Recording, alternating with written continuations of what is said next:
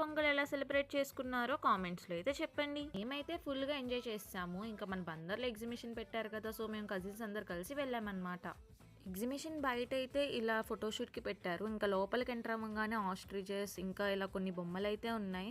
అవి కదులుతూ భలే ఉన్నాయి, క్యూట్గా పిల్లలు ఆడుకుంటున్నారు. ఇంకా అలా మొత్తం ఒక రౌండ్ వేసుకొని రైడ్స్ ఎక్కడానికి అయితే వెళ్ళిపోయాము. ఫస్ట్ అయితే జైంట్ వీల్ అండ్ తర్వాత బ్రేక్ డ్యాన్స్ ఎక్కాం. జైంట్ వీల్ అయితే ఫుల్గా ఎంజాయ్ చేసాము. బ్రేక్ డ్యాన్స్ అయితే ఇక ఆ ఎక్స్పీరియన్స్ చెప్పాలంటే ఇంకా జైంట్ వీల్ ఎక్కాక ఆయన కరెక్ట్గా దిగే టైంలో పైకి వెళ్ళి ఆపేశాడు. ఫుల్గా భయం వేసి చచ్చిపోయాము.